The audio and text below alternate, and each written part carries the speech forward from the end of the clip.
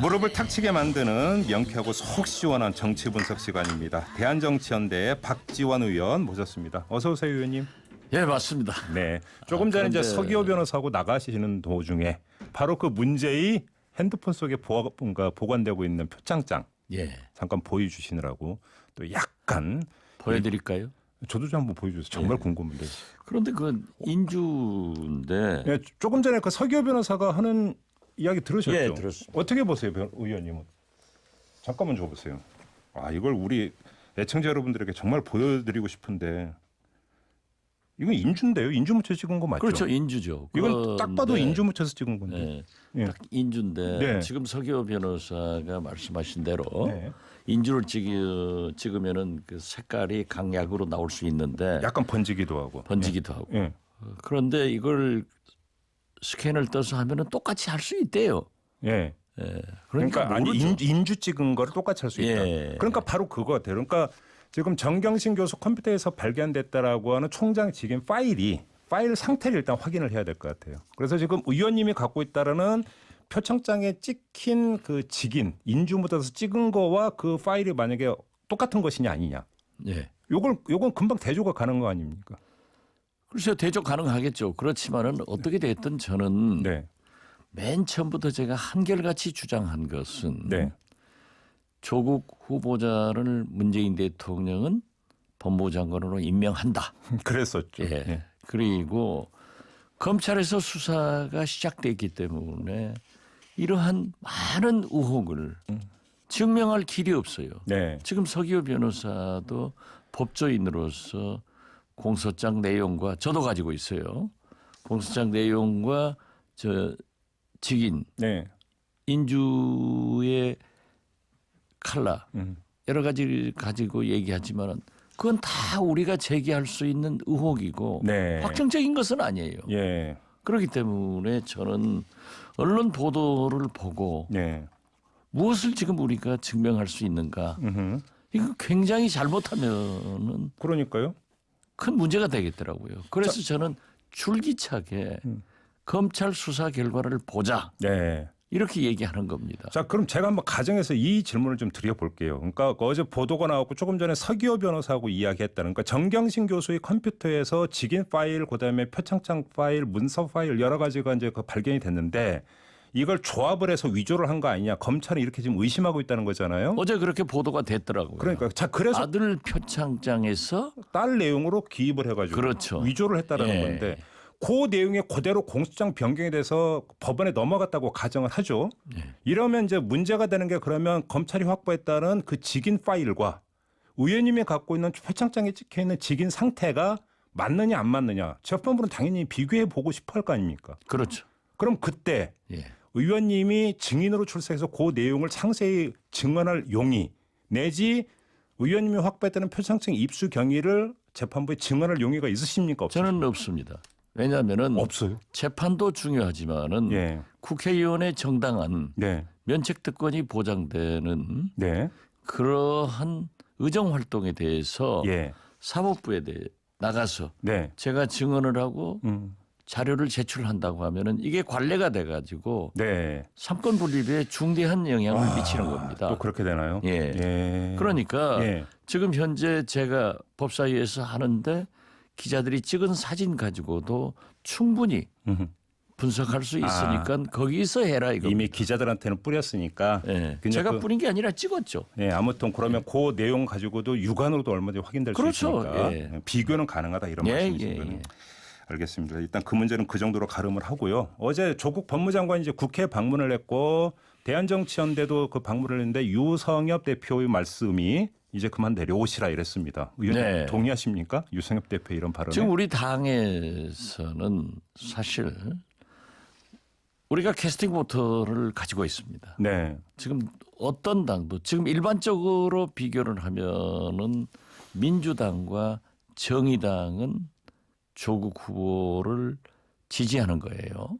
네, 임명을 지지하고 동의했습니다. 그렇죠. 네. 그리고 한국당과 바른미래당은 반대하는 거 아니에요? 장관으로 인정을 안 하고 예. 있죠. 그런데 그 두 그룹 다 과반수가 안 돼요. 그런데 그렇죠. 우리 10석이 가면은 다 과반수가 넘어요. 캐스팅 보트를 치고 네, 있습니다. 완전히 가지고 있는데 네. 어제 우리 유성엽 대표랑 아침에 회의를 하면서 우리는 네. 좀 더 검찰 수사를 지켜보자. 네. 물론 우리 당에서 상당한 사람들이 의원들이 이건 문제가 있다. 그렇기 때문에 반드시 국정조사나 해임 건의안 네. 특검으로 가야 된다 하는 주장도 있었지만은 저는 그렇게 했어요. 우리가 검찰 수사를 지켜보자. 그 결과를 보고 우리의 권리를 행사해야지. 네. 지금 현재 아무런 것도 설에 불과하고 보도에 의거해서 어떠한 기준을 적용하는 것은 옳지 않다. 네. 그래가지고 우리는 계속 주시하기로 했습니다. 그런데 어제 이제 유성엽 근데 대표가 왜 그렇게 말씀하셨어요, 근데? 뭐 굉장히 강하게 말씀해가지고 예. 그 말썽 많은 실검에도 1위로 오르고 계속 가장 많이 본 정치 뉴스 중에 1위를 차지해서 네. 아무튼 그건 대표가 하신 말씀인데 네. 어제 저녁 우리가 9시에 또 그 회의를 했어요. 네. 물론 창당 기획에 대해서 얘기를 했고 네. 그 문제도 논의를 했는데 네. 제가 물어봤어요. 왜 당 그랬냐고? 대표가 예. 그렇게 결정적 말씀을 하셨으니까 우리가 그대로 따라가야 되느냐? 예. 나는 지금까지도 검찰 수사를 지켜보자. 굉장히 불안한 미래가 네. 오고 있다. 네. 이렇게 보는데 저도 사실 지금 현재는 불안한 현실로 나타나고 있는 것 같아요. 그래서 나도 모르겠다. 그런데 내가 사실 변명이 아니라 나는 조국 후보가 네. 검증을 민정수석으로서 2년 해보신 분인데 이러한 내용을 알았다고 하면은 아직도 법무부 장관을 수락하지 않았을 것이다. 이 자리에서 그렇게 말씀하셨어요. 예, 그런 예. 생각을 가지고 있는데 예. 이게 지금 언론 보도에 의하면은 나타나고 정경심 교수도 조국 장관도 사실을 부인하기 때문에 네. 조금만 더 기다려보자. 네. 그런데 대표가 그렇게 결정적 얘기를 했으면 어떻게 되는 거냐라고 말씀을 드렸더니 예.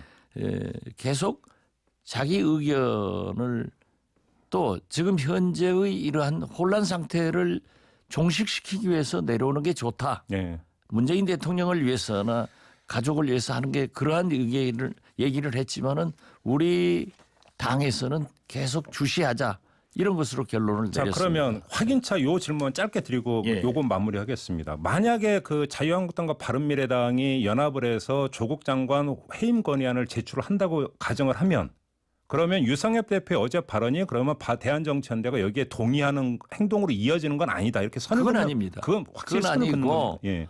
또 이어질 수도 있습니다. 그래요? 왜냐하면은 예. 우리가 의원총회를 열어서 10명이지만 네. 우리가 굉장히 중요한 거예요. 진짜 캐스팅 보트인데 저는 이런 때는 우리가 리딩 파티로 가야 된다. 주도적으로 이끌고 가자. 네. 그렇기 때문에 우리의 결정이 굉장히 중요하고 국민이 관심을 갖는데 네. 관심을 갖게 또 유도하자. 네. 그렇게 하기 위해서는 우리는 어떠한 설로 하는 것보다는 검찰 수사 결과를 보고 확실한 발표를 보고 그때 결정하자 이렇게 됐습니다. 알겠습니다. 이 정도로 가름을 하고요. 그리고 지금 현재 우리가 섣불리 예. 한국당 바른미래당하고 같이 가자고 하면은 그것이 천당 가는 길이라도 가고 보면은 지옥으로 나타납니다. 그것도 일전에 말씀하셨죠. 예. 알겠습니다. 자, 그럼 이 점은 어떻게 보세요? 황교안 대표를 위시해서 자유한국당 소속 그 의원 내지 원외 인사들이 지금 연발로 삭발을 하고 있는데. 글쎄 그 삭발에 대해서 제가 한 얘기를 가지고 네. 저에게도 네. 그 한국당에서 참으로 그 견딜 수 없는 그분들은 자꾸 신체적 그러한 인격 살인을 하는 발언을 자꾸 해요. 네. 제가 대북 송금 특검에서 제 눈이 수술을 받아가지고 좀 나쁘지 않습니까? 아유, 예, 예. 그런데 그런 뭐, 얘기를 했나요? 예, 박지원이 눈은 삐뚤어져 가지고 그렇게 본다. 아. 이런 막말을 하지만은 제가 응대를 하지 않습니다. 그런 말이 있었어요. 저는 예, 예. 일반론을 얘기한 적은 있지만은 네. 황교안 대표의 삭발은 하시지 마십시오. 사전에 그런 논평을 했고 하지 말아야 되는 세 가지 쇼 가운데 하나라고 하셨죠. 아니 그것은 그 전에 네. 일반적으로 그런 얘기를 한다. 그러나 120여석의 제1야당 대표의 행동은 다릅니다. 그리고 사상 초유의 일이기 때문에 네. 하시지 않는 게 좋습니다. 하시고 나서도 이건 굉장히 파장이 문제가 된다. 그런 일부 사람들이 나경원 대표 삭발을 해라.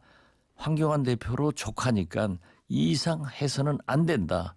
야당은 가장 강력한 투쟁 장소인 국회로 돌아와서 조국 판을 벌여라. 국정감사하고 대정부 질문이고 네. 예결위에서 이런데 국회를 버리고 또다시 나가서 삭발로 하면은 지금 오늘 보십시오. 아프리카 돼지 열병이 연천에서 또 아침에 발견됐어요. 그렇죠. 이렇게 경제는 어렵고 4강 외교 대북 문제 등에 얽혀 있으니까 국회에서 하자. 네. 우리가 지난 여름 국회를 한 번이나 제대로 열었느냐 이걸 얘기했는데 저는 그 이상 삭발이 계속되면은 국민이 불안하고 한국당이 주목은 받을 수 있지만은 네. 결코 생산적 정치는 아니다. 이 점은 어떻게 보세요? 지금 많은 언론이 어떤 식으로 연결지어서 분석을 하고 있냐면 이 삭발의 효과와 관련해서 지금 40%를 향해서 가고 있는 무당파층을 과연 이 삭발이라고 하는 정치 이벤트를 통해서 끌어들일 수 있겠는가? 자유한국당의 어떤 지지세로 이걸 많이 분석을 하고 있는데 의원님은 어떻게 분석을 하세요? 저는 끌어들이지 못할 거라고 봅니다. 어떤 점에서요? 네, 국민들은 지금 이 양당들이 네. 조국 피로증이 왔어요. 매일 눈만 뜨면 조국 한단 말이에요. 한 달이 넘어가죠 지금. 그렇죠. 네. 지금 거의 2달 돼가기 때문에 네. 사실 그 전부터 하기 시작하면은 네. 굉장히 그 임명 전부터 설왕설량을 피로증이 왔는데 그걸 바라냐 이거죠. 지금 민생경제, 청년 실업 네. 오히려 저는 문재인 대통령이 고용이 아주 잘 됐다. 네. 이런 문제에 대해서는 국민들이 느끼지 않고 있어요. 네. 그렇기 때문에 야당이면 저는 어제 저녁도 우리 당이라도 이러한 대통령의 말씀이 과연 옳은가 하는 것을 분석해서 제시하지 도대체 이게 되느냐 네네네. 이렇게 하고 있기 때문에 저는 알겠습니다. 어렵다고 생각합니다. 자, 그리고 원래 이제 어제부터 있었어야 되는 원내 교섭단체 대표 연설이 조국 장관의 본회의 출석 문제를 때문에 지금 무산이 되어 버렸습니다. 이 현상은 어떻게 평가를 하세요? 그러니까 제가 자꾸 말씀드리는 거예요. 예. 과거에 지금 지난 봄부터 국회가 제대로 한 번이나 했냐고요. 네. 그러면 지금 현재 정기국회는 9월부터 12월 초까지인데요. 그렇죠. 이건 국회를 열면은 대단히 죄송한 표현 같습니다만은 한국당 판이 됩니다. 그렇죠. 판을 깔아주는 거예요. 국정감사 있죠. 예산심의 있죠. 그렇죠. 예, 예. 그리고 대정부 질문을 통해서도 정당 대표 연설을 통해서도 얼마나 신랄하게 네. 모든 TV가 생중계되는 곳에서 조국을 문재인 대통령을 비판할 수 있고 그러면 국민이 듣고 판단할 건데 네. 이건 아니고 수사는 진행 중에 있고 간헐적으로 뭐가 나오고 본인들은 부인하고 저도 조국을 지금 모르고 있어요. 그러면 결국은 나경원 원내대표의 또 판단착오입니까? 저는 더 중요한 것은 왜 저분들이 저렇게 강하게 나오는가 네. 하는 문제에 대해서는 물론 조국 파면이라는 그런 슬로건을 내걸고 투쟁하는 것은 뭐 자기들 일이지만은 네. 패스트트랙법으로 네. 지금 60명의 한국당 의원들을 여의도에서 서초동에다 운명을 바쳐놓고 있어요. 네, 네, 네. 예. 그렇기 때문에 거기에 해당된 의원들은 굉장히 불안합니다. 예. 예. 저한테 개인적으로도 이걸 어떻게 하느냐 하는 거예요. 예. 그렇기 때문에 그러한 의원들을 달래기 위해서 나경원 대표는 내가 지시해서 했으니까 나만 잡아가라. 그건 아니에요. 또 그 전에 문희상 의장부터 해라. 주범도 예. 총범도 해야 되는 거예요. 그래서 저는 그러한 것도 잠재우기 위해서 강공으로 가는 것 아니냐. 예. 아무리 강공으로 가더라도 지금 검찰은 만약 윤석열 검찰총장이 과거의 사고에 매몰돼 있다고 하면은 아니 대통령이 지명한 법무부 장관을 지금 오늘 보면 소환 가능하다 이런 보도도 나오고 알겠습니다. 가족들을 하는데 그건 안 돼요. 거래가 안 돼요. 네네. 마지막으로 이제 시간이 한 30초밖에 답변 시간이 안 될 것 같아요. 짧게 마지막 질문을 드릴게요. 아까 이제 불안한 미래라는 말씀을 하셨는데 이렇게 한번 가정을 해서 질문을 드려보겠습니다. 정경심 교수, 조국 장관 부인인 정경심 교수가 언젠가는 검찰 소환 조사를 받게 되겠죠. 그래서 추가 기소가 되거나 더 나아가서 신병 처리가 되는 예를 들어서 구속이라는 이런 상황에 만약에 맞닥뜨리게 된다면 그때는 조국 장관은 어떻게 해야 된다고 생각하십니까? 지금 청와대나 네. 정부 민주당에서는 법적 문제로 접근을 하는 것 같아요. 유무죄로. 그래도 조국 장관의 진퇴와는 별개다. 그러면은 그러나 우리 국민들은 감성적으로 네. 도덕적으로 판단을 하기 때문에 민심이 더 중요하다. 저는 그렇게 말씀드립니다. 알겠습니다. 역시 정치 구단답게 또 조금 그러니까 비껴가시는 답변을 해주셨습니다. 아니 옳은 거 아니에요? 알겠습니다. 자 이렇게 마무리하고 인사 나누겠습니다. 대한정치연대 박지원 의원과 함께했습니다. 고맙습니다, 의원님. 네, 감사합니다.